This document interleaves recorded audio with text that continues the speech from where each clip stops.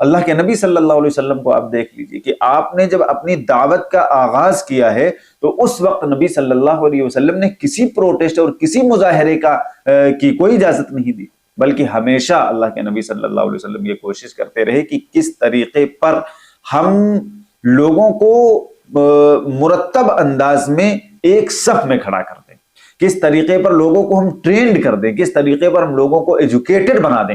چنانچہ آپ نے دیکھ لیا سیدنا عمر رضی اللہ تعالیٰ عنہ کے کتنے الٹریٹ پرسن تھے، ان کے بارے میں تاریخ کے اندر آتا ہے کہ وہ اونٹوں کو سلیقے سے ایک لائن میں کھڑا نہیں کر پاتے تھے۔ پھر آپ تصور کریے کہ 22 لاکھ مربع میل پر سیدنا عمر رضی اللہ تعالیٰ عنہ نے حکومت کر کے دکھلائی۔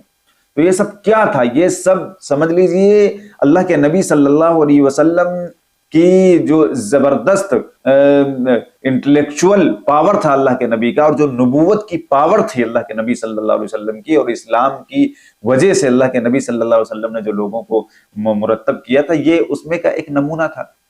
تو ہماری ذمہ داری ہے کہ ہم لوگوں کو پڑھائی لکھائی میں آگے بڑھائیں۔ وہ بچے جن کی عمر پڑھائی لکھائی کی ہے، ان کو ہم اگر جنگ و جدل میں جھونک رہے ہیں، یا ہم ان کو جو ہے پولیس کی مار کھلوا رہے ہیں، یا ہم ان کو اس عمر میں جیل کی سلاخوں کے پیچھے پہنچا رہے ہیں، تو آپ تصور کریے کہ ان کے منٹل پر اور ان کے ذہن پر یہ چیزیں کیا اثر ڈالیں گی۔ وہ آگے چل کر کے اس چیز سے، اس ڈرامہ سے ابھر پائیں گے، یا آگے چل کر کے کچھ ترقی کر پائیں گے؟ ان کی تو جوانی برباد ہو گئی، ان کی تو زندگی برباد ہو گئی۔ تو پہلے یہ ذمہ داری ہے ہمارے بڑوں کی۔ بھائی آپ جو دیکھ لینا بلڈوزر 5,81,000 مکان اس وقت ہندوستان میں گرائے جا چکے ہیں بلڈوزر سے۔ آپ تصور کر سکتے ہیں یہ چیزیں؟ یہ بلڈوزر ابھی نہیں آیا 2014 میں یا 2007 میں نہیں آیا، بلکہ اس کی بنا اس وقت ہم نے ڈالی تھی، اور ہم لوگوں نے اس کی بنیاد ڈال دی تھی جس وقت ہم نے اپنی قوم کو پڑھائی سے دور کیا۔ آج کتنے کالجز ہیں ہمارے، آج کتنے اسکولز ہیں ہمارے، آج کتنی یونیورسٹیز ہیں ہمارے۔ مسلمان میرج ہال بنواتے ہیں، لاکھوں روپے میرج ہال میں خرچہ کرتے ہیں۔ آپ دیکھ لیجیے کتنے بڑے بڑے کیا یونیورسٹی نہیں بنائی جا سکتی؟ ہم مجبور ہیں کہ ہم ایسے کالجز میں جائیں جہاں ہمیں اسلامی ماحول نہیں مل پا رہا، جہاں ہمیں اپنے مذہب پر عمل کرنے کی آزادی نہیں مل پا رہی، ہم مجبور ہیں۔ تو یہ کیا کر رہے ہیں یہ ذمہ داروں؟ بھائی اس طرح کی کوئی بھی چیز ہو، آپ حکومت کو چیلنج مت کریے، آپ حکومت کو چیلنج نہیں کر سکتے، آپ کے پاس اتنی طاقت نہیں ہے۔ آپ قرآن پڑھیے، قرآن میں دیکھیے اللہ تبارک و تعالیٰ نے ان مواقع پر کیا تعلیمات۔ کیا آپ نے سیدنا موسیٰ علیہ السلام کا واقعہ نہیں پڑھا؟ قرآن میں ان ڈیٹیل ساری چیزیں موجود ہیں۔ آپ سورہ طٰہٰ اٹھا کر کے دیکھ لیجئے کہ کس طریقے پر سیدنا موسیٰ علیہ السلام سے اللہ تبارک و تعالیٰ نے کہا کہ جائیے اور فرعون سے بات کریے۔ فرعون سرکش ہو گیا اور حکم دیا باقاعدہ اللہ تبارک و تعالیٰ نے، اے موسیٰ تم اور تمہارے بھائی ہارون دونوں جاؤ فرعون کے پاس، اور فرمایا قولا لینا لعلہ یتذکر او یخشی، کہ نرم گفتگو کرنا اس سے، نرم گفتگو۔ تو وقت کے حاکم کو آپ چیلنج کر رہے ہیں، وقت کی گورنمنٹ کو، حکومت کو آپ دھمکیاں دے رہے ہیں کہ ہم چکا جام کر دیں گے، ہم یہ کریں گے، وہ کریں گے۔ یہ کہاں اسلامی رویہ ہے بھائی؟ آپ کون سے اسلام کو فالو کر رہے ہیں، کون سے دین کو فالو کر رہے ہیں؟ کہ آج جو بڑے بڑے ذمہ دار بنے پھرتے ہیں اور جو ہے اسلام کے نام پر اپنی تحریکات بنائے ہوئے ہیں اور ملت کا چندہ کھا رہے ہیں، کیا ان کی ذمہ داری نہیں تھی کہ وقت کے حکمران کے پاس جاتے اور دین کی دعوت پیش کرتے؟ یا دین کی دعوت نہیں پیش کی تھی تو جو سیدنا موسیٰ علیہ السلام کو اور ان کے بھائی کو اللہ تبارک و تعالیٰ نے حکم دیا، کیا اس کی روشنی میں انہوں نے کوئی اقدام کیا؟ یا مولانا گرفتار ہوئے تو اس کے بعد کوئی آپ نے اقدام کیا؟ کچھ نہیں کیا، آپ ہاتھ پہ ہاتھ دھرے بیٹھے۔ ذمہ داری تھی ملک کے ذمہ داروں کی، جو ملت کے پیسے سے اپنی تحریکوں کو اور تنظیموں کو چلا رہے ہیں، ان کی ذمہ داری تھی کہ ایک ڈیلیگیشن تشکیل دیتے، ایک جماعت تشکیل دیتے اور جا کر کے ان سے گفتگو کرتے۔ جس طریقے پر آپ قرآن پاک میں دیکھیے کہ موسیٰ علیہ السلام جب جانے لگے تو دعا کر رہے ہیں اللہ تبارک و تعالیٰ سے، رب اشرح لی صدری ویسر لی امری واحلل عقدۃ من لسانی یفقہوا قولی۔ اے اللہ میرے سینے کو کھول دیجیے، اے اللہ میری زبان میں جو گرہیں ہیں ان کو کھول دیجیے اور میرے معاملے کو آسان فرما دیجیے، اور میں جو بات کہنے جا رہا ہوں وہ بات اس کی سمجھ میں آئے۔ دیکھیے تو قرآن پاک میں باقاعدہ دیکھیے تو اللہ تعالیٰ نے کیا کہا، لا تخافا اننی معکما اسمع وارا، کہ اے موسیٰ تم دونوں جاؤ تو ہم دیکھ رہے ہیں اور ہم سن رہے ہیں، اور ہماری نشانیاں لے جا کر کے اس سے کہو کہ ہم رسول ہیں اب تمہارے رب کی طرف سے، فارسل معنا بنی اسرائیل، تو بنی اسرائیل کو ہمارے ساتھ بھیج دو، ولا تعذبہم، اور ان کو عذاب مت دو۔ کیا اس ملک کے ذمہ داروں نے جا کر کے جو مسلمانوں کے لیڈر بننے کی کوشش کرتے ہیں اور ان کے نام پر بڑی بڑی جماعتیں انہوں نے بنا رکھی ہیں، کیا انہوں نے اس طرح سے کوئی جماعت تشکیل دی اور جا کر کے جو ہے ملک کے ذمہ داروں اور ملک کی لیڈرشپ کے سامنے یہ بات رکھی کہ بھائی یہ ہمارے جو بے قصور نوجوان بندے ان کو رہا کرو، ان کو عذاب مت دو، ان کو ہمارے ساتھ بھیجو؟ کیا ہم نے کیا؟ ہم نے نہیں کیا۔ افسوس ہے کہ ہم نے نہیں کیا۔ تو جس مواقع کے لیے باقاعدہ اسلام نے ہمیں جس طرح سے گائیڈ کیا ہے، ہمیں اس پر عمل کرنا چاہیے، نہ کہ یہ کہ ہم سڑکوں کا چکا جام کرنے لگیں، ہم چھوٹے چھوٹے بچوں کو اور نوجوانوں کو آگ میں کدا دیں، پھر ان کا وہ خمیازہ بھگتیں۔ آپ تصور کریے، سننے میں آیا ہے کہ ایک بچہ تھا جس بچے پر بریلی کی سرزمین میں پولیس کی لاٹھیاں برسی اور اس کا انتقال ہو گیا۔ آپ تصور کریے کہ اس کے گھر والوں پر کیا بیت رہی ہوگی اور کون ہے اس کا ذمہ دار۔ کبھی آپ نے سوچا، کبھی آپ نے دماغ کے اندر یہ چیز بٹھائی ہے، پیدا کرنے کی کوشش کی؟ اس لیے خدا کے لیے، اسی لیے ہم کہتے ہیں کہ جب قرآن اور حدیث سے دور ہو جاؤ گے تو پھر جیسے جو چاہے گا تم کو بہکا دے، جیسے جو چاہے گا، جس رخ پر۔ ہم کبھی آپ سے نہیں کہتے کہ آپ فلاں کی بات مانو، فلاں کی بات مت مانو، سب کی مانو، لیکن کبھی براہ راست اللہ کے لیے قرآن اور حدیث کا بھی مطالعہ کرو۔ آپ پڑھو، یہ چیلنج ہے ہمارا کہ جو قرآن مقدس کو اچھے ڈھنگ سے سلیقے سے سمجھ کر پڑھ لے تو کبھی بھی کسی کے چنگل میں پھنسے گا نہیں اور کسی کی باتوں کا شکار نہیں ہوگا۔ ہر بھڑکاؤ چیز اور ہر بھڑکاؤ پوسٹ اور ہر بھڑکاؤ تقریر، یہ سب چیزیں مفید نہیں ہوتی ہیں۔ آپ ان چیزوں کو ذرا سمجھنے کی کوشش کیجیے۔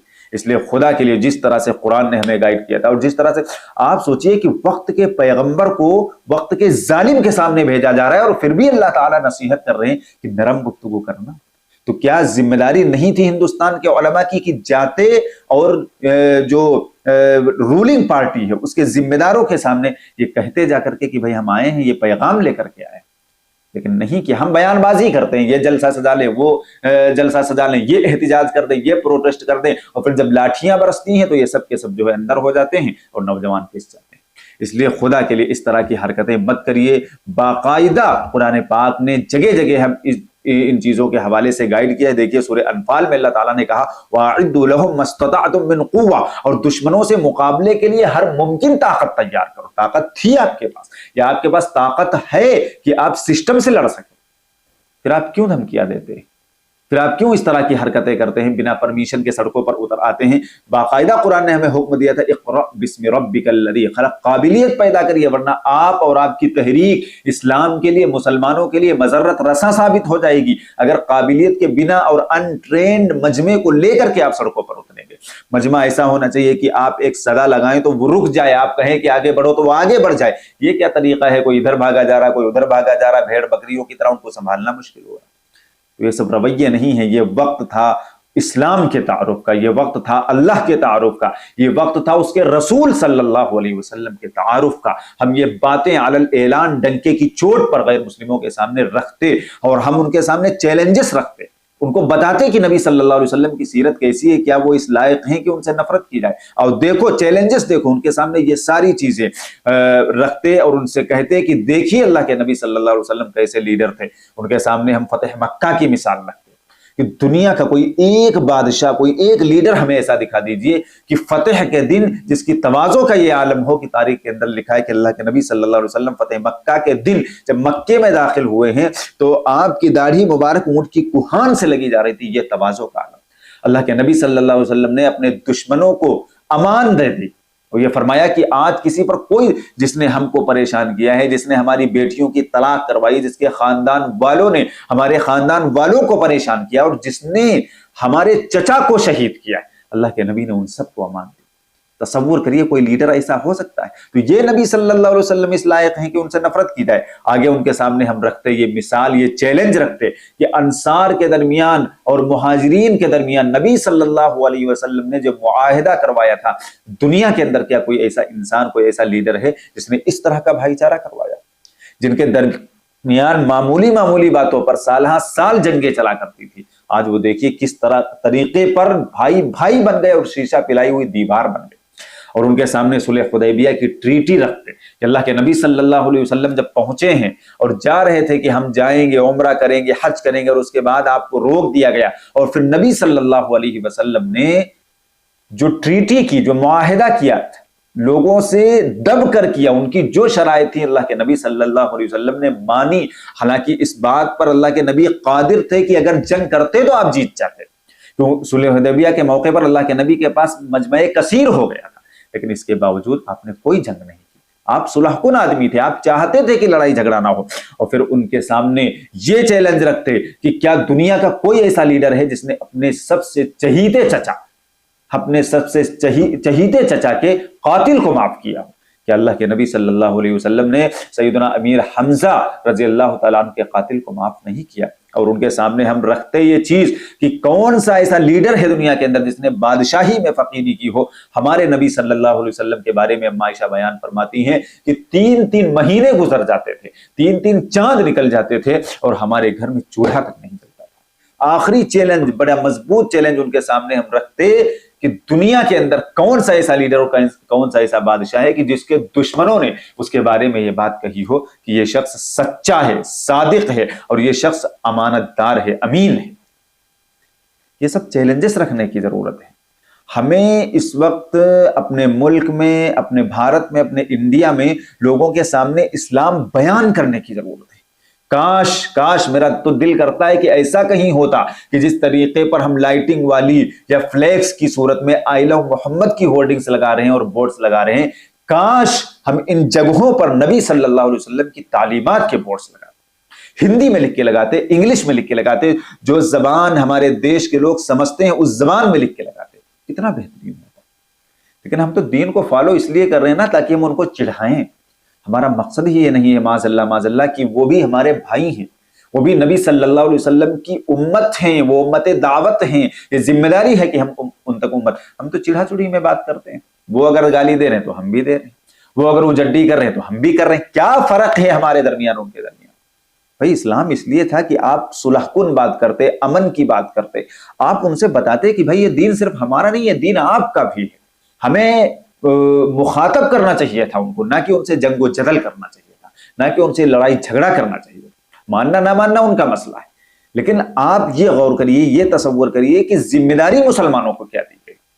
آپ دیکھ لیجئے قرآن پاک کو، بھائی وقت کا جو حاکم ہوتا کوئی ایرا گیرا نتھو خیرا نہیں ہوتا ہے کہ آپ اس سے بدتمیزی کرنے لگیں یا اس کو چیلنج کرنے لگیں یا اس کے خلاف پروٹیسٹ اور مظاہرہ کرنے لگیں، نہیں، جس طریقے سے سیدنا موسیٰ علیہ السلام کی ہم نے آپ کے سامنے، آپ تصور کریے کہ فرعون سے بڑا ظالم کون ہو سکتا ہے، اس کے باوجود وقت کے نبی کو جب اس کے سامنے بھیجا جا رہا ہے تو اللہ تعالیٰ کہہ رہے ہیں کہ قولا لینا، نرم گفتگو کرنا، اس سے نرم گفتگو کرنا، یہ بات کہی، جبکہ اللہ تعالیٰ جانتے تھے کہ یہ ایمان نہیں لائے گا۔ اس کے باوجود دیکھیے موسیٰ علیہ السلام کو کیا حکم دیا جا رہا ہے۔ کیا ہمارے ملک کے ذمہ داروں نے یہ کام کیا کہ ایک ڈیلیگیشن لے جا کر کے مکھیہ منتری کی آواز پر ان سے ملاقات کر کے ان سے نرم گفتگو کرتے اور پھر ان سے کہتے کہ ہمارے جن نوجوانوں کو آپ نے جیلوں میں بند کیا ہوا ہے ان کو چھوڑ دیجئے، ان کی کوئی خطا نہیں ہے، یہ بے خطا ہے، معصوم ہے؟ کسی نے نہیں کیا، کسی کو کرنا ہی نہیں، کیونکہ دین اس طرح سے لے کے ہم نہیں چل رہے ہیں جس طریقے پر ہمیں قرآن اور حدیث نے گائیڈ کیا۔ ہم تو منمانی کر رہے ہیں، ہم تو پنجہ آزمائی کر رہے ہیں، ہم تو لڑائی جھگڑا کر رہے ہیں، ہم یہ چاہتے ہی نہیں کہ جو امت دعوت ہے وہ بھی دین اسلام والی بن جائے، وہ بھی مسلمان بن جائے۔ یہ ہمارے دماغ سے یہ چیزیں نکل چکی ہیں۔ اس لیے خدا کے لیے ہم سب سے اپیل کرتے ہیں کہ آپ حضرات قرآن و حدیث کو پڑھیے، اس کے بعد جس کی بات ماننی ہے آپ مانیے، تاکہ آپ کو کوئی غلط ڈھرے پر اور غلط راستے پہ نہ لے جانے پائے، آپ کو جہاد کے نام پر دہشت گردی نہ کہیں آپ سے کروا۔ اس لیے ان چیزوں کو تصور میں لانے کی ضرورت ہے۔ دعا ہے اللہ تعالی ہم سب کو عمل کی توفیق عطا فرمائے۔